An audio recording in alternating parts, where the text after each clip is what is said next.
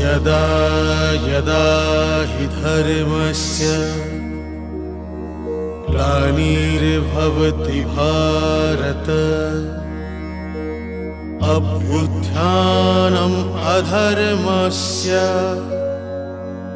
तदात्मानं सृजाम्यहम् परित्राणाय साधूनां विनाशाय च दुष्कृताम् धर्म संस्थापनार्थाय संभवामि युगे युगे।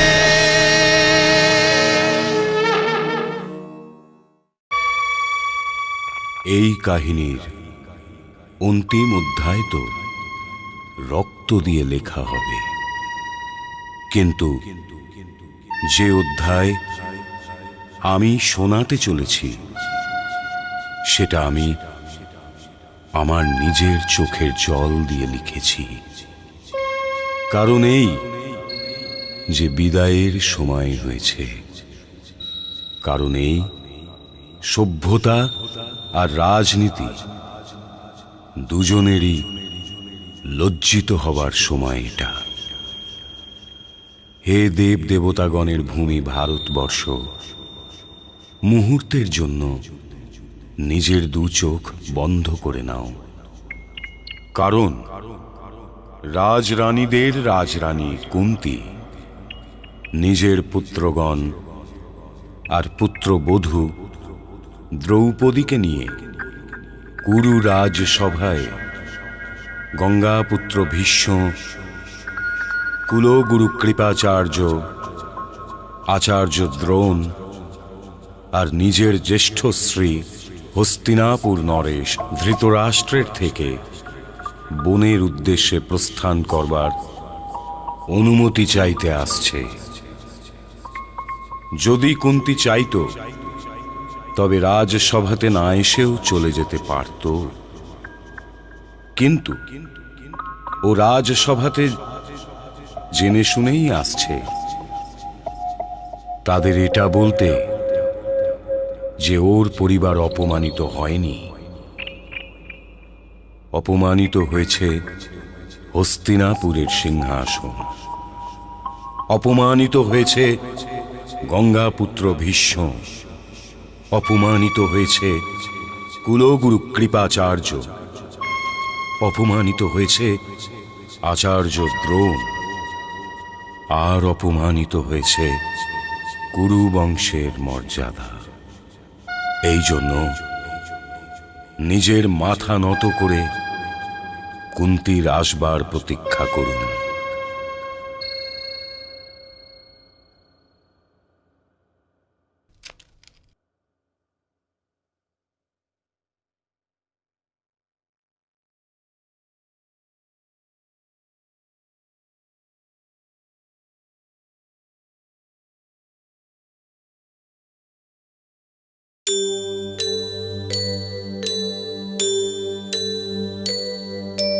ভূমির ওপর চলে ভূপতি এক দরিদ্র সমান, ছেড়ে চলে প্রাসাদ নগরী, সময় হলো বলবান, সময় হলো বলবান।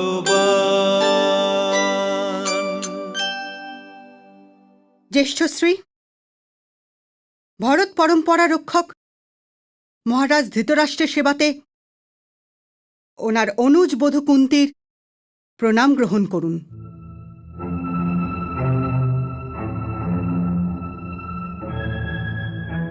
বিদুর,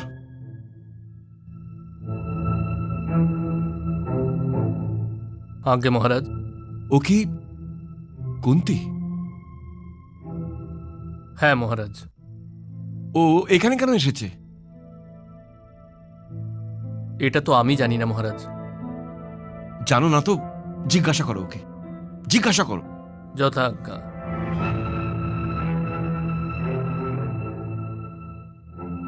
মহারাজ এটা বলতে চাইছেন বৌদিমণি যে আপনি রাজসভাতে আসার কষ্ট কেন করলেন?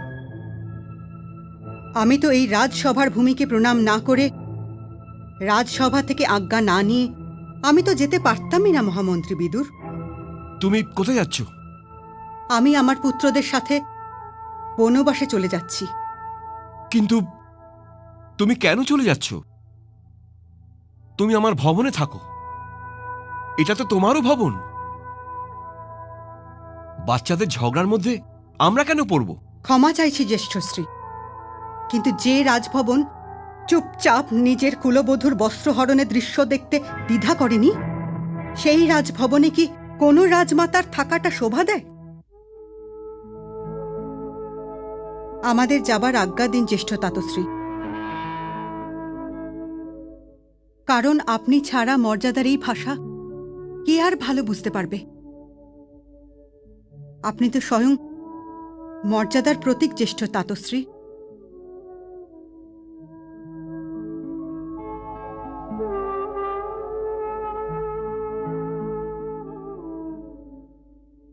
এই নগরে আমারও একটা কুটির আছে বৌদিমণি। যদি আপনি ওকে সম্মানিত করেন তাতে আমার সৌভাগ্য বলে জানব। কিন্তু বিদুর, সিদ্ধান্ত নিতে এতটা শীঘ্রতা দেখাবেন না বৌদিমণি। জ্যেষ্ঠ পাণ্ডুপুত্র, বৌদিমণির বয়স দেখো, ওনার শরীরে দুর্বলতাকে দেখো। তুমি কি ওনার বনবাসে যাওয়া স্বয়ং বৌদিমণির জন্য আর আমাদের সকলের জন্য উচিত মনে করো?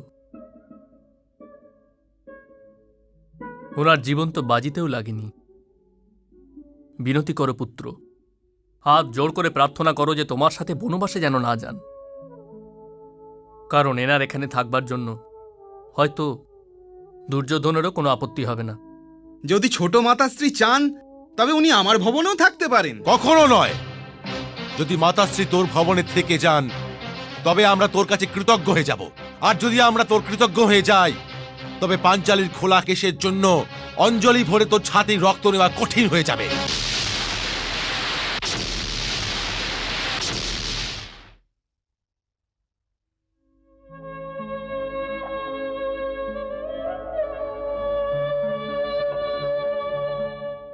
হে হস্তিনাপুর রাজ্য, হে আমাদের পূর্বপুরুষ, হে পিতামহ ভীষ্ম, হে কুলগুরু কৃপাচার্য, হে জ্যেষ্ঠ পিতাশ্রী, হে গুরুবর দ্রোণাচার্য, এই জ্যেষ্ঠ পাণ্ডুপুত্র যুধিষ্ঠির নিজের অনুজদের আর দ্রৌপদী সমেত আপনাদের সবাইকে নমস্কার করছে।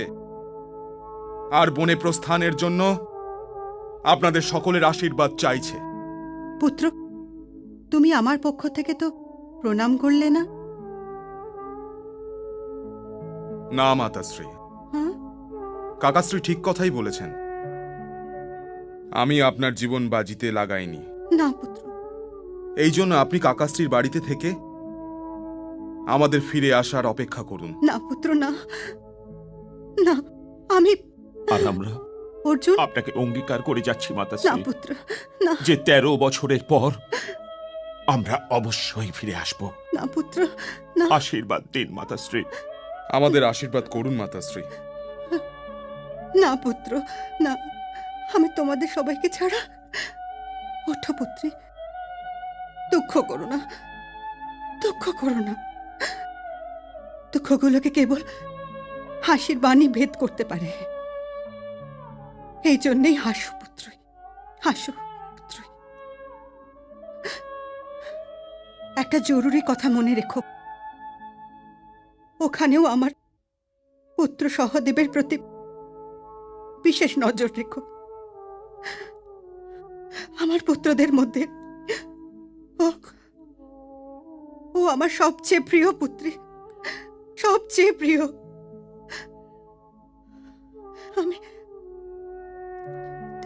যাও, যাও পিতামহর থেকে আশীর্বাদ নাও।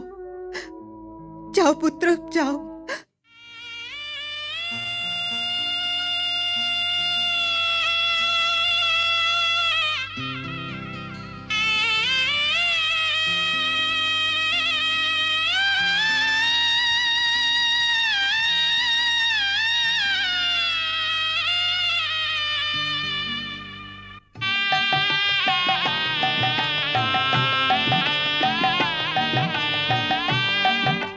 সব দিন হয় না তো এক সমান, সব দিন হয় না তো এক সমান।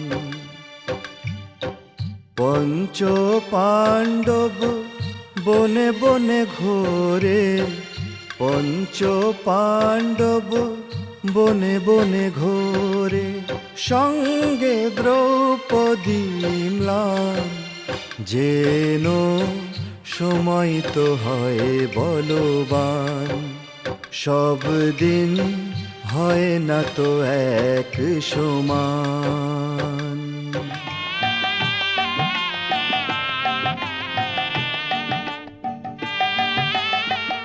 রাজমহলে ছিল বাসস্থান, রেশম বস্ত্র ছিল পরিধান। নিজেদের হাতে কুটির বানায়, নিয়তির লিখন ছিল যেটাই। কখন কি যে লেখেন ভগবান, কখন কি যে লেখেন ভগবান। সব দিন হয় না তো এক সমান।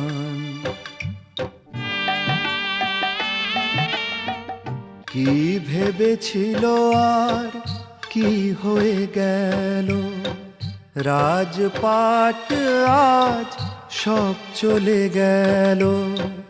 কাঁটার ওপর চলতে যে পারে, সেই তো পড়ে গিয়ে দাঁড়াতে পারে। সেই হয় জীবনে যে মহান, সেই হয় জীবনে যে মহান। সব দিন হয় না তো এক সমান। এত অন্ধকার কেন জ্যেষ্ঠ তাতশ্রী? এসো বিদুর, এসো। প্রণাম জ্যেষ্ঠ তাতশ্রী। এই যুগে কি অধিক আয়ুর আশীর্বাদ নিতে চাইবে পুত্র? বড়দের কাছ থেকে আশীর্বাদ পেলাম বা অভিশাপ, প্রণাম করে তাকে স্বীকার করাটাই ছোটদের কর্তব্য। কিন্তু আপনার কক্ষের মধ্যে অন্ধকার কেন জ্যেষ্ঠ তাতশ্রী? এটা আমারই ভিতরের অন্ধকার পুত্র, যেটা উপচে বাইরে বেরিয়ে এসেছে। আমার কাছে কখনো এসো না পুত্র, আমার কাছে এসো না, নয়তো আমার এই অন্ধকার তোমার স্বচ্ছ চিন্তাধারাকেও কালো করে দেবে। তুমি হস্তিনাপুরের বর্তমানের রক্ষাকর্তা বিদুর, ওকে রক্ষা করো, সহায়তা করো ওকে। যে বর্তমানে সূর্যাস্ত হবার সময় হয়েছে জ্যেষ্ঠ তাতশ্রী, তাকে রক্ষা, তাকে সহায়তা?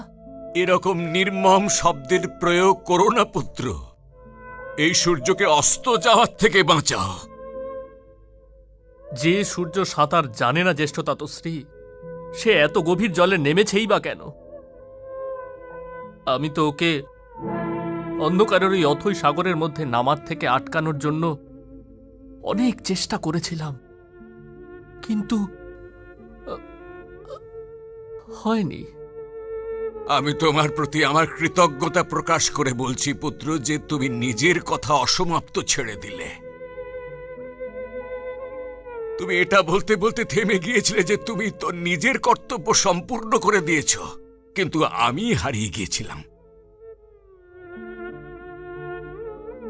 তবে কখনো কখনো ব্যক্তি নিজের দুর্বলতাকেও নিজের কর্তব্য বলে ভাবতে শুরু করে।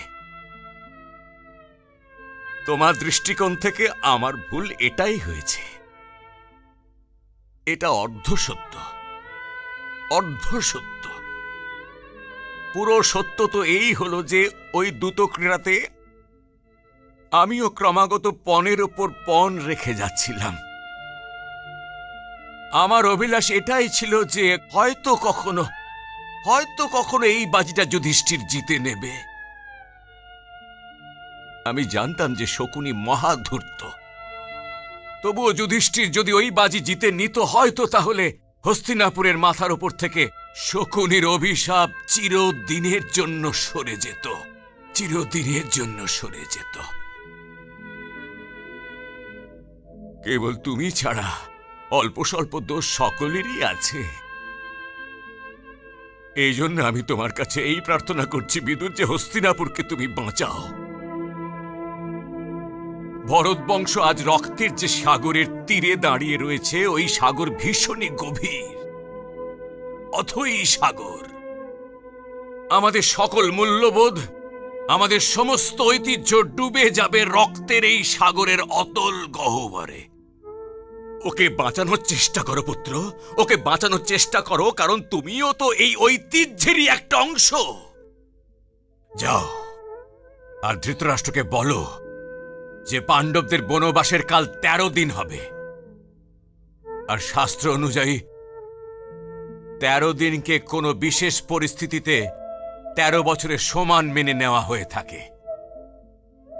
যাও, আর যদি ও শুয়ে থাকে তবে ওকে জাগাবে, আর জাগিয়ে বলবে ও যেন পাণ্ডবদেরকে ফিরিয়ে আনে। কিন্তু যদি দুর্যোধন আপনার কথা না মানে তবে? আমার নিষ্ঠা যুবরাজের প্রতি নয় বিদুর, আমার নিষ্ঠা মহারাজের প্রতি। যদি দুর্যোধন মহারাজের আদেশ পালন না করে তবে আমি ওকে রাজদ্রোহী মানব, আর ওকে কঠোর থেকে কঠোরতম দণ্ড দেব। আমি তো বয়োজ্যেষ্ঠ, তাই ধৃতরাষ্ট্রের সাথে জেদ করতে পারি না, কিন্তু তুমি তো কনিষ্ঠ, তাই তোমার তো জেদ করবার অধিকার সবসময় আছে। তাই যাও পুত্র, যাও, গিয়ে ধৃতরাষ্ট্রকে বোঝানোর চেষ্টা করো পুত্র, চেষ্টা করো। বিদুর, এসো বিদুর।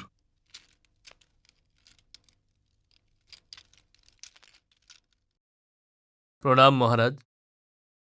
বৌদিমণি প্রণাম। এমনটাই মনে হচ্ছে যে তুমি সূর্যোদয় হওয়ার প্রতীক্ষাই করছিলে। এত সকালে আসবার নিশ্চয়ই কোনো বিশেষ কারণ আছে অনুজ। আপনার দর্শন তো স্বয়ংই একটা কারণ। তার অর্থ এই হলো যে তুমি এমন কথা বলতে এসেছ যেটা হয়তো আমার শুনতে ভালো লাগবে না। কিন্তু অনুজ বিদুর যখনই কিছু বলেন আর্যপুত্র, আপনার হিতের জন্যই বলেন। আমি জানি, কিন্তু কটু বাক্য তো কটুই হয়, তাই না? আর এই কটুতা এখনো আমার গলায় আটকে রয়েছে। যে ভরত বংশের মর্যাদা কুন্তী রাজভবনে থাকাটা স্বীকার করে নেয়নি, ওর আমার থেকে অনেক বেশি বিদুরের ওপর ভরসা রয়েছে। যে রাজভবনের মধ্যে ওর পুত্রবধূকে এত বড় অপমান করা হয়েছে, সেখানে ও কি করে থাকতে পারত আর্যপুত্র? আমি তো এটাই বুঝতে পারছি না যে আমি নিজে এই রাজভবনের মধ্যে কি করে রয়ে গেলাম। দ্রৌপদীর বস্ত্র আমার বস্ত্রের অংশ ছিল, ভরত বংশের মর্যাদার বস্ত্রের অংশ ছিল। কুন্তী যা কিছুই করেছে ঠিক করেছে। ওর জায়গায় যদি আমি থাকতাম তবে আমিও এটাই করতাম আর্যপুত্র।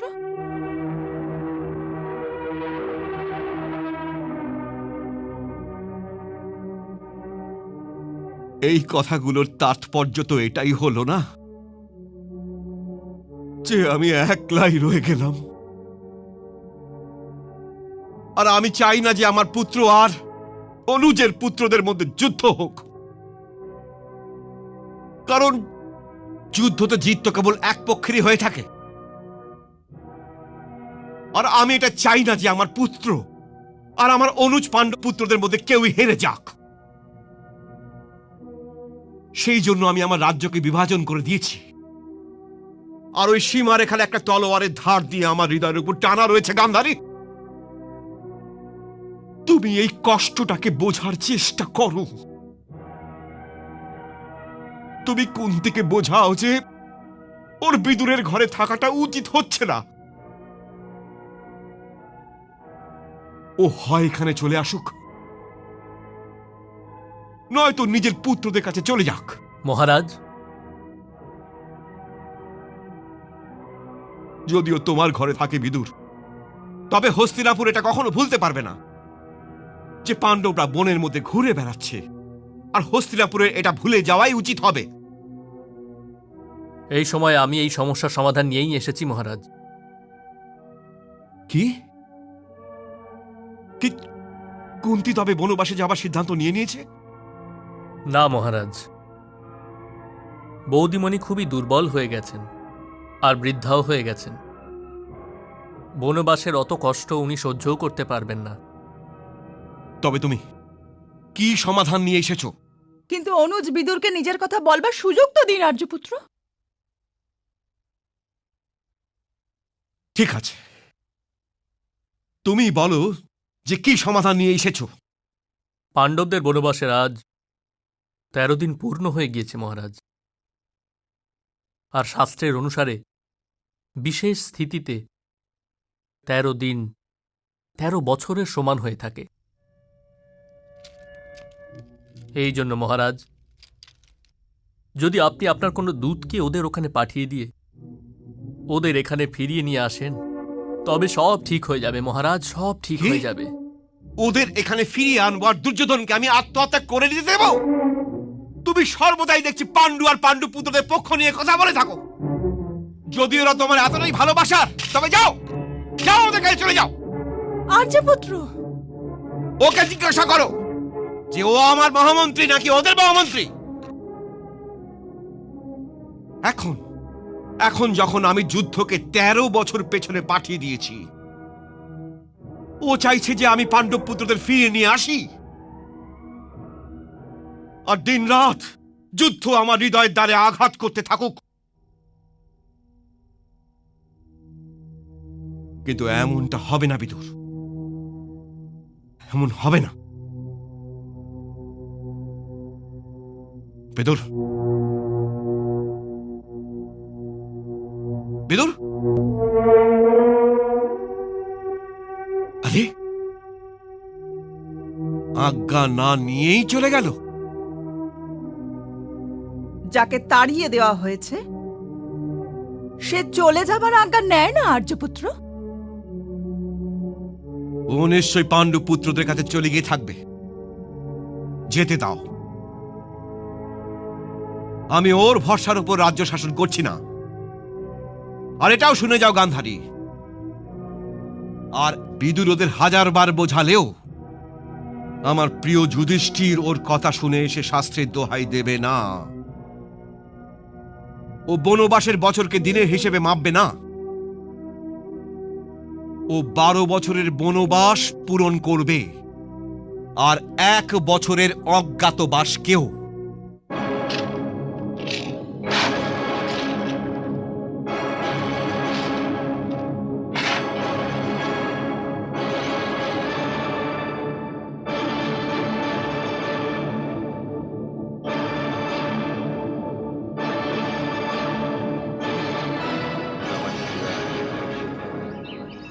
ওম নমঃ শিবায়, ওম নমঃ শিবায়, ওম নমঃ শিবায়, ওম নমঃ শিবায়, ওম নমঃ শিবায়। প্রণাম ভ্রাতাশ্রী।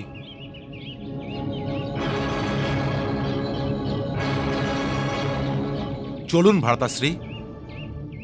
কোথায় যাব প্রিয় অনুজ? হস্তিনাপুরের ওপর আক্রমণ করতে। হ্যাঁ ভ্রাতাশ্রী। কি বলছো? আমি আর পাঞ্চালীর খোলা কেশ দেখতে পাচ্ছি না ভ্রাতাশ্রী। পাঞ্চালীর খোলা কেশ আমিও দেখতে পাচ্ছি না প্রিয় অনুজ। কিন্তু এর থেকে এটা তো প্রমাণ হয় না যে তুমি দুর্যোধনকে অপরাধের দণ্ড দেবার অধিকার পেয়ে গিয়েছ? পাঞ্চালীর সময় তোমাদের সবাইকে আমি বাজিতে লাগিয়েছিলাম। দ্রৌপদীর এই অপমানের কারণ তো আমি ওর অপমানের কারণ। আমরা কি কেউ এর বিরোধিতা করেছি? এই কবজ, এই গদা, এটা বিরোধিতা নয় তো কি প্রিয় অনুজ? আর এটা তোমরা কি করে ভুলে গিয়েছ যে আমাদের 12 বছর বনবাস আর 1 বছর অজ্ঞাতবাস ভোগ করতে হবে? এই 13 বছর তো আজ পূর্ণ হয়ে গেছে ভ্রাতাশ্রী। না, শাস্ত্র মার্গদর্শনের জন্য হয়ে থাকে প্রিয় ভীম। তাকে নিজের হিতের জন্য বদলে নেওয়া তোমাকে শোভা দেয় না। 13 দিনে 13 বৎসর বিশেষ পরিস্থিতিতেই হয়ে থাকে, আর এটা বিশেষ পরিস্থিতি নয়। যখন আমি এই বাজি স্বীকার করেছিলাম ওই সময় 13 বৎসরের অর্থ 13 বৎসরই ছিল। আপনাদের ভ্রাতাশ্রী ঠিকই বলেছেন। শাস্ত্র ভেঙে পাল্টে দেবার জন্য নয়, ওটা তো কেবল বিশেষ পরিস্থিতিতে পাল্টে দেওয়া যেতে পারে। যেমন কোনো পাশা খেলায় আর কিছু বাজিতে লাগানোর জন্য না থেকে থাকে, তবে স্ত্রীর ওপর স্বামীর অধিকারের সীমা বাড়িয়ে আর স্ত্রীর অধিকারের সীমাকে কমিয়ে দেওয়া যেতে পারে। স্বামীর এই অধিকার আছে যে তার স্ত্রীকে সম্পত্তি মনে করে বাজিতে লাগাতে পারে। ভ্রাতাশ্রীর সঙ্গে ধর্মের বিষয়ে বাদ বিবাদ করবেন না। অপমানকে চুপচাপ সহ্য করতে শিখুন। আমি নিজের ভুল স্বীকার করেই নিয়েছি পাঞ্চালী। এই জন্য প্রায়শ্চিত্ত করাটা প্রয়োজন হয়ে পড়েছে। আমি প্রায়শ্চিত্ত সম্পূর্ণ না করে নিজের অস্ত্র ধরতে পারবো না। তোমরা আমার দোষের ভাগীদার নও। তোমাদের আমার সাথে আসবার প্রয়োজনও ছিল না। তোমরা সবাই কেন দিন গুনে চলেছ? যদি তোমরা চাও তবে আমায় ছেড়ে চলে যেতে পারো, কিন্তু আমি 12 বছরের বনবাস আর 1 বছরের অজ্ঞাতবাস সমাপ্ত হবার পরই এটা ভেবে দেখব যে এবার আমার কি করা উচিত। ভ্রাতাশ্রী, আপনি এটা ভালোভাবেই জানেন যে আমরা আপনাকে ছাড়তে পারবো না। সহদেব, বলুন ভ্রাতাশ্রী। দেখো তো অনুজকে এদিকে আসছে। যথাজ্ঞা ভ্রাতাশ্রী।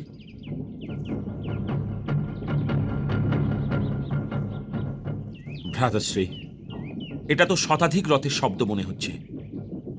হয়তো আমাদের বনবাসে পাঠিয়েও দুর্যোধনের মন ভরেনি। আপনি আমাদের নিজেদের বাঁচাবার জন্য অস্ত্রটা আবার আজ্ঞা তো দেবেন ভ্রাতাশ্রী। তুমি মামাশ্রী শকুনিকে চেনো না প্রিয় অনুজ? ওনার কি দরকার আমাদের আক্রমণ করার? উনি আমাদের অজ্ঞাতবাসের বছরের ওপর চোখ মেলে বসে আছেন। উনি যদি আমাদের খুঁজে পেয়ে যান তাহলে আমাদের একবার আবার 12 বছরের বনবাস আর 1 বছরের অজ্ঞাতবাস ভোগ করতে হবে। উনি অনুজ দুর্যোধনকে কোনো বিপদে পড়তে দেবেন না। আর যদি ওই সেনা কোনো আক্রমণের জন্য এসে থাকতো তবে ওদের রথ কেন থেমে গেল? এটা অবশ্য কোনো মিত্রের সেনা হবে। এখনো কি আমাদের কোনো মিত্র বাকি আছে ভ্রাতাশ্রী? তবে আর কে এত বড় সেনা নিয়ে আসতে পারেন ভ্রাতাশ্রী? সেনারা মিত্র বা শত্রু হয় না প্রিয় নকুল। মিত্র বা শত্রু তো হয়ে থাকে সেনাপতি।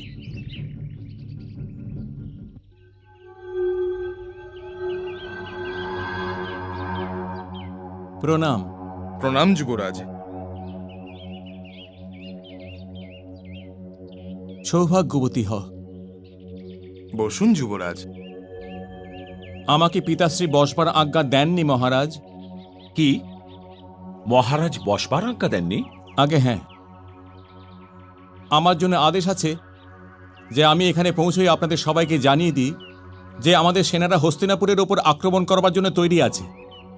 এই যুদ্ধ আপনাদের ধ্বজার নিচেই হবে। আর একটা বিশেষ আদেশও আছে যে আমি বিজয় প্রাপ্তির পরেই আমার এই কবচ আর আমার এই অস্ত্র খুলতে পারব।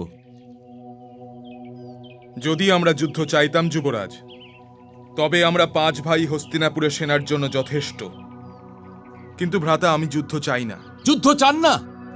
এই বাক্য কি মহারাজ ভরতের উত্তরাধিকারী চক্রবর্তী মহারাজ পাণ্ডুর জ্যেষ্ঠ পুত্র সম্রাট যুধিষ্ঠিরের? যুদ্ধ চান না? কিন্তু যুদ্ধ তো আমিই চাইছি রাজন, আমি চাইছি। কারণ আপনি হয়তো ভুলেই গেছেন যে ওই দ্রুত ক্রীড়া ভবনে যে দেবীর অপমান হয়েছিল সে কে। কিন্তু আমি ভুলতে পারবো না, আমি এটা কখনোই ভুলতে পারবো না যে ওই দেবী কে। ও আমার ভগিনী রাজন, আমার ভগিনী, এবার এবার আজ্ঞা দিন। আপনার ক্রোধ নিরর্থক নয় যুবরাজ, এজন্য আপনাকে বাধা দেব না। যদি পাঞ্চালী এটা মনে করে যে ওর মান বা অপমান আমাদের মান বা অপমানের থেকে আলাদা, আর পাঞ্চালী যদি এটা ভেবে থাকে যে ওর এই ব্যক্তিগত অপমানের প্রতিশোধ নেওয়া আপনার দায়িত্ব, তবে আপনি অবশ্যই হস্তিনাপুর আক্রমণ করুন।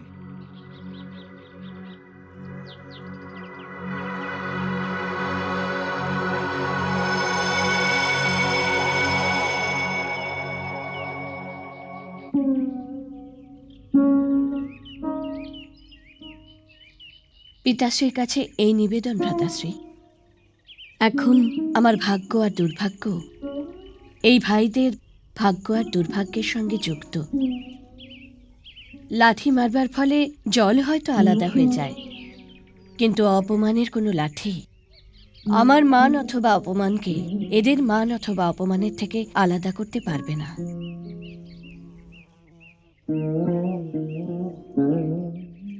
আপনি কাম্পিল্য ফিরে যান। না, আপনি কি আপনার রণভূমি থেকে পালিয়ে যেতে পারবেন? আমি অগ্নিপুত্র, ধরিত্রীর সাথে বাঁধা আছি।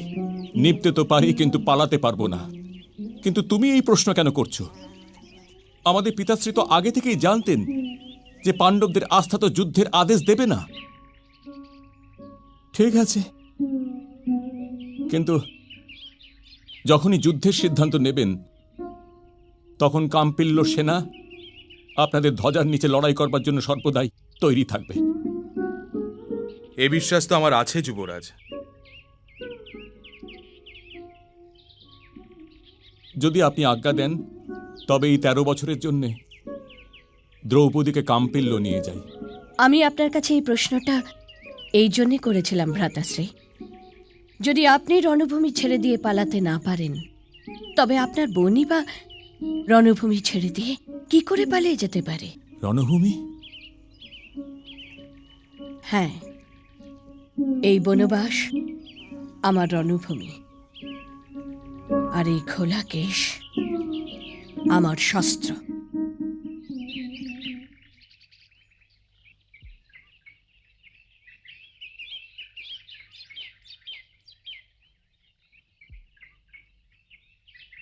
প্রণাম কাকাশ্রী। দীর্ঘজীবী হও, ধর্মরাজ হও। আসুন।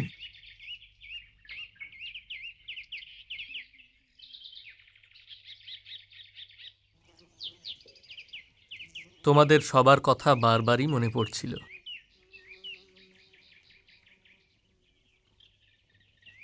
ওখানে সবাই কুশলে আছেন তো কাকাশ্রী? এটা বলা তো খুবই কঠিন হবে পুত্র। কাকাশ্রী, পিতামহ কেমন আছেন? বড়ই আঘাত পেয়েছেন। বসুন কাকাশ্রী।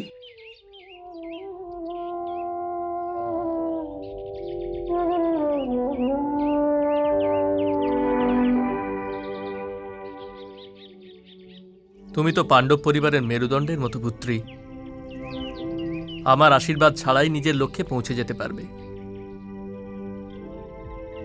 তুমি এটা ভেবো না যে বৌদিমণি নিজের বৃদ্ধাবস্থার কারণে তোমাদের সঙ্গে আসেননি। উনি কখনো এতটা দুর্বল হতে পারেন না যে নিজের কর্তব্য থেকে পিছিয়ে যাবেন, কারণ উনিও পিতামহ ভীষ্ম, আচার্য দ্রোণ অথবা জ্যেষ্ঠ পিতাশ্রী ধৃতরাষ্ট্রের মতনই হস্তিনাপুরের অতীত। তোমরা সবাই তো বর্তমান পুত্র, তাই নিজেদেরকে সামলাও আর চিন্তা করো ওই ভবিষ্যতের বিষয়ে যার নির্মাণ তোমাদেরকেই করতে হবে। এই কর্মভূমি তো তোমাদের সবারই পুত্র। আমাদের প্রদীপের মতন জ্বালিয়ে রাখতে চাও তো জ্বালিয়ে রাখো, আর নেভাতে চাও তো নিভিয়ে দাও।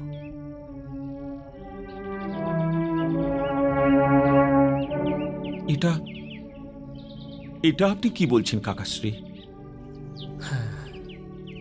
যখন রাজনীতিতে সত্য সহ্য করবার শক্তি থাকে না, তখন বুঝে নেওয়া উচিত যে রাজনীতির দেওয়ালগুলো নিজের জায়গা থেকে সরে গিয়েছে আর ওগুলো ভেঙে পড়তে চলেছে। এসো পুত্র।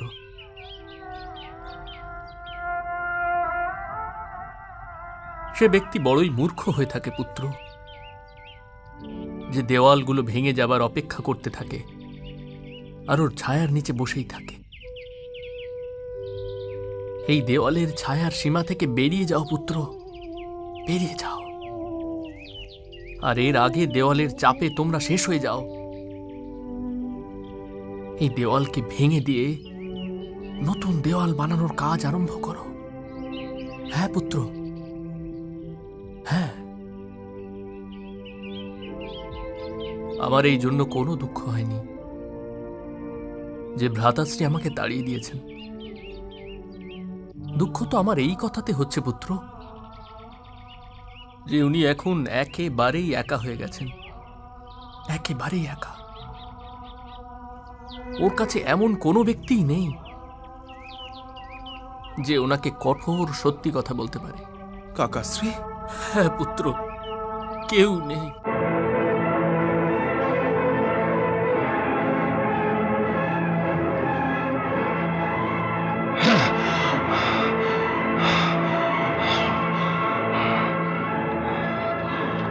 জ্যেষ্ঠ তাতশ্রী? এই ক্রোধের কারণ জ্যেষ্ঠ তাতশ্রী? ধৃতরাষ্ট্র, ধৃতরাষ্ট্র, তুমি কি এই সিদ্ধান্ত নিয়ে নিয়েছো যে তুমি হস্তিনাপুরে বিনাশ না করে থামবে না? আরে পুত্র, যে সিংহাসনের উপর তুমি বসে আছো ওর নিচে আগুন জ্বালিও না। এই সিংহাসন জ্বলে যাবে, জ্বলে যাবে এই সিংহাসন। কিন্তু আমাকে আমার ভুলগুলো তো বলুন জ্যেষ্ঠ তাতশ্রী। ভুল? যদি তুমি এটা না জানো যে তোমার কি ভুল হয়েছে, তবে তুমি রাজা হওয়ার যোগ্যই নও। একজনই ছিল যে তোমার সামনে মাথা উঁচু করে সত্যি কথা বলতে পারতো, তুমি তাকেও তাড়িয়ে দিয়েছো। আরে মূর্খ, সত্য যতই অপ্রিয় হোক না কেন, সত্য তবুও সত্যই হয়। সত্যকে শোনবার, ওকে শিখতে আর ওকে স্বীকার করবার সাহস করো। পাঠাও কাউকে বিদুরের কাছে আর ফিরিয়ে আনো ওকে। যদিও ফিরে না আসে, তবে হস্তিনাপুরের আকাশে সূর্য আর কখনো উদয় হবে না। আর এই রাজভবন তোমার সামনে অন্ধকারের গহ্বরে ডুবে যাবে, ডুবে যাবে। এর সাথে হস্তিনাপুরও ডুবে যাবে।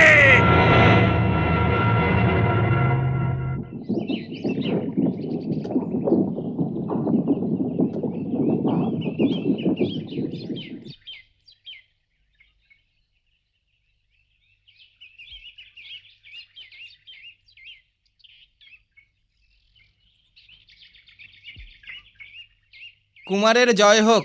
প্রণাম সঞ্জয়। আমাদের কুটিরে আপনাকে স্বাগত জানাই। কাকাশ্রীর কাছে এসেছেন নিশ্চয়ই? আমি আসিনি কুন্তি পুত্র, পাঠানো হয়েছে। আসুন।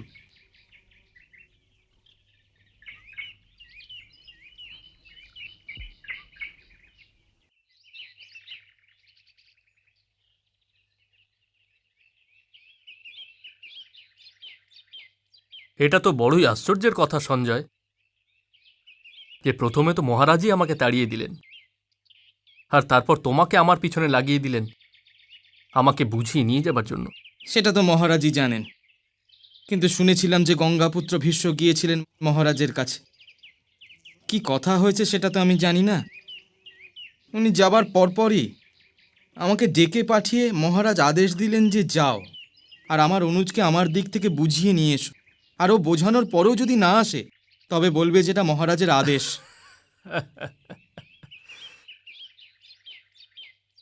এবার তো মহারাজের আজ্ঞার পালন করতেই হবে।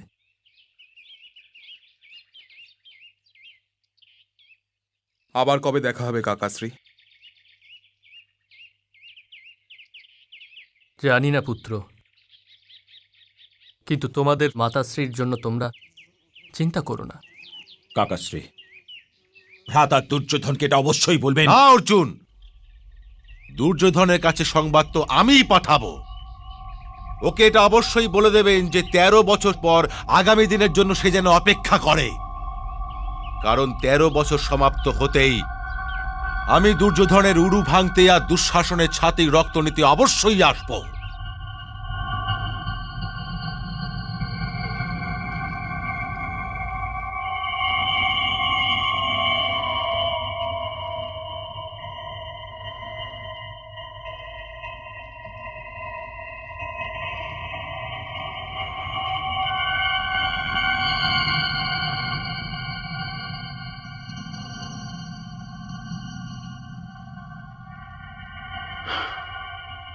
এই সমস্যার তো আমার দ্বারা সমাধান হচ্ছে না। যদি তোমরা করতে পারো তবে করো। যখন পিতাশ্রী কাকাশ্রীকে তাড়িয়ে দিয়েছিলেন, তবে সঞ্জয়কে পাঠিয়ে ওনাকে আবার এখানে ডাকবার কি প্রয়োজন ছিল? আমার তো মনে হচ্ছে যে বিদুরের ফিরে আসা ঠিকই হয়েছে। সেটা কেন মিত্র?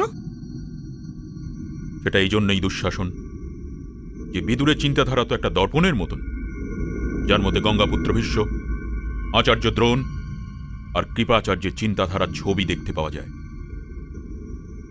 বিদুর না থাকলে আমাদের ক্ষতি হতো। আরে অঙ্গরাজ, তুমি তো রাজনীতিজ্ঞদের মতো কথা বলে যাচ্ছ। কিন্তু কাকাশ্রীর ফিরে আসার পরিণাম তো এটাই হবে না মামাশ্রী? উনি পাণ্ডবদেরকে এখানে ডাকবার জন্য পিতাশ্রীকে বোঝাবেন। আর যদি পিতাশ্রী এমন করেন, তবে আমি খাওয়া দাওয়া ছেড়ে অভুক্ত মরে যাব, অথবা বিষ খেয়ে নেব, অথবা অগ্নি সমাধি নেব, অথবা নিজের বুকের ওপরে নিজের ছোরা ঢুকিয়ে দেব। আপনি জেনে রাখুন মামাশ্রী, যদি এমন হয় তবে আপনি আমাকে জীবিত পাবেন না। ভাগ্নে ভাগ্নে, তুমি সর্বদা প্রাণ ত্যাগ করবার জন্য কেন ব্যাকুল হয়ে থাকো? হ্যাঁ, পাণ্ডবদের প্রতি আমার ঘৃণা তোমার ঘৃণার থেকে কম কিছু নয়, কিন্তু আমার ঘৃণা তো আমার দু চোখে কোনো ধুলো দিয়ে রাখেনি। তোমাকে আমি অনেকবার এটা বুঝিয়েছি যে যুদ্ধের প্রথম নিয়ম হলো নিজের শত্রুকে চিনতে শেখো, আর এটাও বোঝবার চেষ্টা করো সে কোন পরিস্থিতিতে কি করবে। আর এটা জেনে রাখারও খুব প্রয়োজন আছে যে ওর সব থেকে অধিক শক্তিশালী অস্ত্র কোনটা। তুমি কি পাণ্ডবদের বিষয়ে সব কিছু জানো? যদি জানোই, তবে এটা বলো দেখি যে ওদের নিজেদের কোন অস্ত্রের উপর সব থেকে অধিক ভরসা আছে। ভীমসেনের প্রিয় অস্ত্র তো গদা। আর অর্জুনের নিজের গান্ডীবের ওপর ভরসা আছে। আর জ্যেষ্ঠ ভ্রাতাশ্রীত্ব নিজের বল্লমের ওপর। না, একবার না, 1000 বার না, ওদের সবচেয়ে অধিক শক্তিশালী, বলিষ্ঠ আর দৃঢ় অস্ত্র হলো ধর্ম। ধর্ম। আর ওরা এটা মনে করে যে এই অস্ত্র অব্যর্থ। এই জন্য ওদের মহারাজ ডেকে পাঠালেও ফিরে আসবে না, কারণ ওরা 12 বছরের বনবাস আর 1 বছরের অজ্ঞাতবাস বাজিতে হেরে তবে গেছে। ওরা তো খেলার মর্যাদা লঙ্ঘন করতেই পারবে না ভাগ্নে। অর্থাৎ এখন আমাদের কাছে 13 বছর আছে। 13 বছর। তবে আর চিন্তা কেন করব? আরে 13 বছর অনেক সময় ভাগ্নে, অনেক সময় 13 বছর।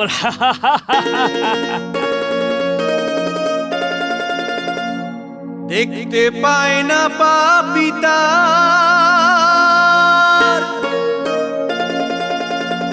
নিজের পাপের ফল, ধীরে ধীরে তাকে পুড়িয়ে মারে। তারি পা